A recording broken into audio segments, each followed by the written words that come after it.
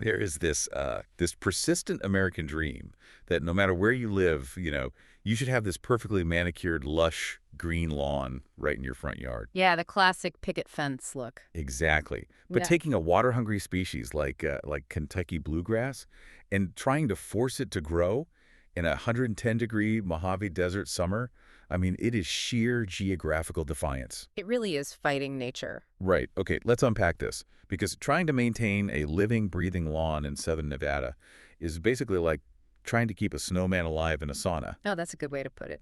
Yeah. You are just throwing money and water straight into an incinerator. So today, we are doing a deep dive into a stack of recent 2026 articles, municipal data, and industry blogs from Henderson Artificial Turf. Which is super relevant right now. Yeah, and our mission here is to uncover the hard truth like the actual deep mechanics of replacing natural grass with artificial turf in one of the most extreme climates out there. Because it is not a simple process at all. Not at all. Whether you live in a desert yourself or you're just tired of, sky-high utility bills, we are giving you the ultimate cheat sheet on the engineering, the chemistry, and the economics of this massive landscaping shift.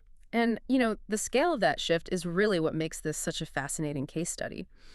If we connect this to the bigger picture, the transition happening right now across southern Nevada is driven by hard municipal math. Right. The numbers are just undeniable. Exactly. The region has been battling this historic, decades-long mega drought.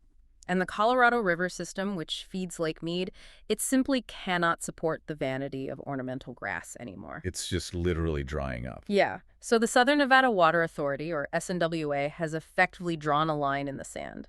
Switching to synthetic landscaping is, well, it's no longer just an aesthetic neighborhood trend. It's a necessity. Yes. It has become a highly strategic financial mandate for both residential and commercial properties. I mean, the sources we looked at have some incredibly sobering numbers on this. We aren't just talking about saving a few drops from a leaky sprinkler here. Oh, not at all. The volume is staggering. Removing natural grass saves an average of 73 gallons of Colorado River water per square foot annually. That's per square foot. Right. So if a homeowner has a modest, let's say, 1,000-square-foot lawn, that is 73,000 gallons of treated drinking water poured straight into the dirt every single year. Just to keep an invasive plant species from turning brown in the desert heat. It's wild when you frame it like that. Which is precisely why the local government is aggressively incentivizing the change. I mean, the SNWA is actually paying property owners to rip out their organic lawns. Wait, they're literally handing out cash for this? Oh, absolutely. They offer a rebate of $3 per square foot of removed grass. Wow.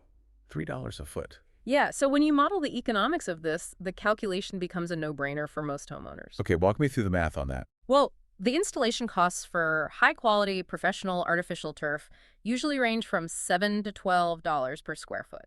Depending on materials, obviously. Right, depending on materials and site conditions. But you apply that $3 per square foot rebate up front. Ah, okay. That takes a huge bite out of the initial cost. Exactly.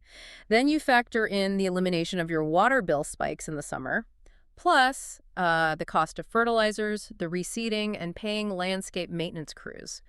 Homeowners are seeing annual savings between $500 and $1,000 on average. So the break-in point hits incredibly fast then. Super fast. You are looking at an investment that pays for itself in just 3 to 5 years.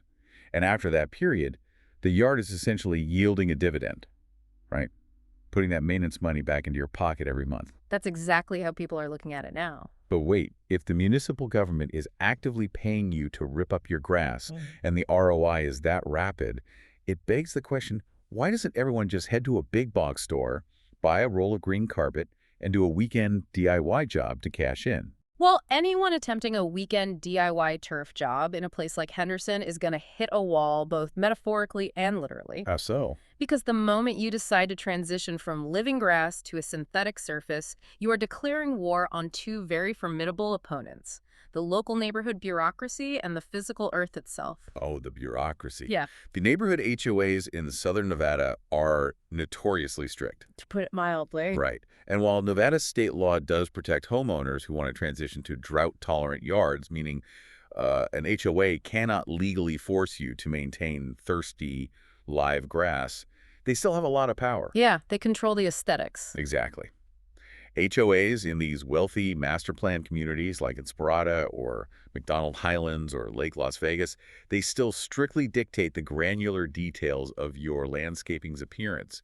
You cannot just throw down a cheap neon green putt-putt carpet. Right. The architectural review committees in these neighborhoods, they operate with uncompromising standards to protect property values. They demand premium, highly engineered products. You have to prove it's good stuff. Yeah, before you even touch a shovel, you have to submit physical samples demonstrating specific metrics. Like what kind of metrics? Well, they look at the face weight, which is the amount of synthetic yarn per square yard.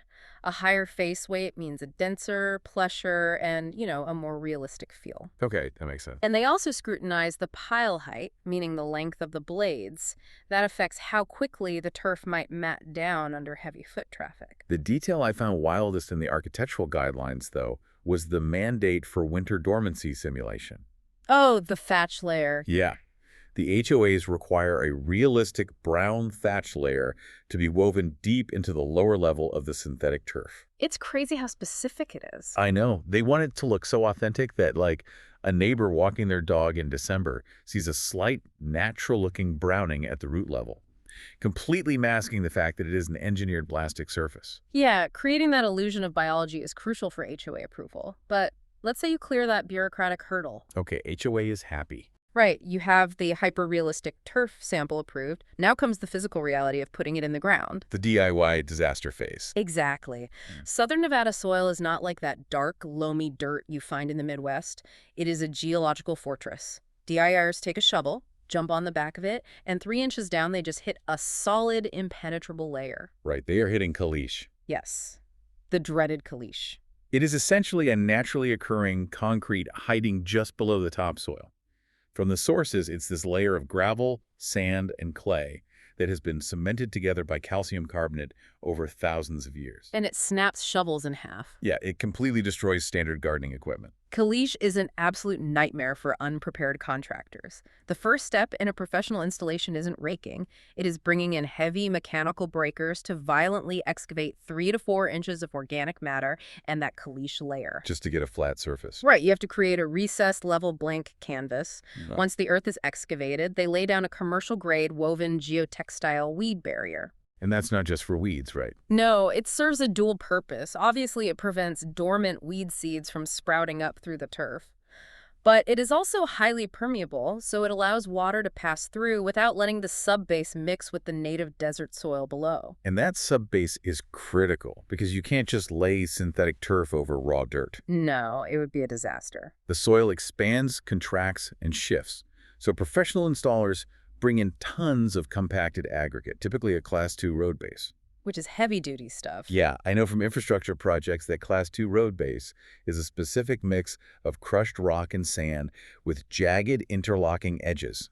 It's the exact same foundational material highway engineers use under asphalt. Yeah, and the physics of using highway road base for a residential lawn really come down to drainage and stability. They spread this heavy aggregate out and then run vibratory plate compactors over it repeatedly. Just shaking it into place. Exactly. The intense vibration forces the air pockets out of the crushed rock, locking those jagged edges together to compress the base to a 90% density level. So you are essentially engineering a porous rock slab in your front yard. Basically, yes. And you need that extreme 90% density because of the weather patterns in the Mojave. Yeah. I mean, it might go months without a single drop of rain, but during a late summer monsoon, the sky opens up and drops an inch of water in 20 minutes. Flash flood conditions. Right. If that foundational base isn't compacted perfectly, the water pools, the ground softens, and your multi-$1,000 synthetic lawn will sink, wrinkle, and just look like a crumpled blanket. Which nobody wants. A properly engineered Class 2 base prevents all of that. It provides immense structural stability while actually exceeding the rapid drainage mandates set by the Synthetic Turf Council. So the water just flows right through it. Yeah. And once that foundational subgrade is locked in, the turf itself is rolled out and secured. Professional crews never rely on those flimsy landscape staples. Oh, because they just pull right out. Exactly. The moment a heavy windstorm hits or a large dog decides to tug at the corner, staples fail. Instead, the perimeter is anchored using 6-inch galvanized spikes driven deep into that compacted rock base. Wow. And the sieving process is just as intense. Where two rolls of turf meet, they don't just overlap the edges. No, you can't do that. They fold the edges back, lay down a specialized seaming cape directly on the road base, and trowel out an industrial-grade structural epoxy. Basically gluing it to the earth. Yeah. They press the two pieces of turf into that chemical bond, creating a completely continuous surface with no visible seams and no weak points to snag a lawnmower or a shoe. I mean, it really is heavy civil engineering applied to residential landscaping. Truly. You have defeated the caliche, established a highway-grade foundation, and chemically bonded the surface. But the moment the installation crew leaves, the turf faces a relentless daily attack from the most powerful force in the desert. The blistering Mojave sun. And here's where it gets really interesting, because I have to push back on this whole concept for a second. Okay, let's hear it. We are saving billions of gallons of water, which is fantastic for Lake Mead, but we are effectively paving thousands of residential yards with petroleum products and plastic. It sounds bad when you say it like that. Right. Aren't we just trading a water crisis for an urban heat island and like a microplastic crisis? That's a valid concern. I mean, buying cheap artificial turf with a latex backing in Vegas is like putting cheap wax figures on a dashboard in July. It's going to expand, contract, and eventually melt. Pumping a giant sheet of plastic full of UV radiation in a 110-degree summer sounds like a recipe for a molten toxic hazard. And honestly, that is the most critical environmental and safety hurdle the industry has had to overcome. So how do they fix it? Well, if you take an inferior synthetic turf, something with standard polymers and a cheap latex backing, and expose it to the Vegas summer, it will suffer catastrophic failure. Right, the wax figure analogy. Exactly. The extreme thermal shock of going from a 110-degree afternoon down to a 70-degree desert night causes latex to expand and contract violently. And it just breaks down. Yeah. Within a few seasons, the backing simply tears itself apart, and then the plastic blades become brittle, snap off, and create the exact microplastic hazard you are talking about. Which means the material science of the turf has to be engineered specifically for severe thermal stress. The blades of grass themselves cannot just be standard plastic. The sources emphasize they must be manufactured from UV-stabilized polyethylene. Yes, the chemistry is key here. Right. In the actual extrusion process, when the plastic is being formed at the factory, they mix specialized chemical UV inhibitors directly into the liquid resin. So it's baked right in. Yeah, it is basically permanent sunscreen baked into the molecular structure of the plastic. It absorbs the ultraviolet radiation before it can break down the polymer chains. This stops the color from fading and prevents the blades from turning brittle. But the backing that holds those blades together requires a completely different chemical approach. Premium desert turf replaces latex with polyurethane. Because polyurethane handles heat better. Exactly. It is dimensionally stable under extreme heat. It resists that violent expansion and contraction, locking the synthetic fibers in place regardless of the temperature swings. That's fascinating. But you are absolutely right about the heat absorption issue. Even with UV inhibitors and polyurethane, a large, dense sheet of synthetic material sitting in direct sunlight is going to absorb a massive amount of thermal energy. Oh, I know. I remember seeing early artificial turf installations at sports fields where they used black crumb rubber as the infill. Oh yeah, the old tire rubber. Yeah. They literally ground up old car tires and poured them between the fake grass blades to weigh the turf down and provide cushioning. And crumb rubber is a catastrophic choice for a desert environment. I can only imagine. It acts as a thermal battery. The black rubber absorbs the sun's radiant energy all day and traps it, driving the surface temperatures of the turf to levels that are genuinely dangerous, like capable of burning the paws of pets or the bare feet of children. Yikes. So what do they use now? To solve this, the industry had to abandon crumb rubber entirely and shift to advanced proprietary cooling infills. Okay, this is where we get into the mechanics of evaporative cooling, which I loved reading about. The sources highlight materials like zeolite and antimicrobial acrylic-coated sands. Yeah, zeolite is amazing. It really is.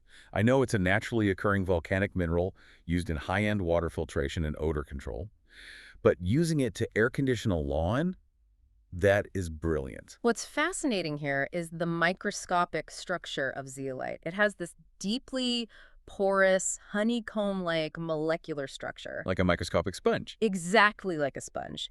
When you sweep zeolite deep into the fibers of the artificial turf, It acts like thousands of tiny water reservoirs. It captures and holds moisture at the molecular level. Where's the moisture come from in the desert, though? You can come from ambient morning dew, the occasional high humidity, or just a homeowner giving the yard a quick 5-minute spray with a garden hose.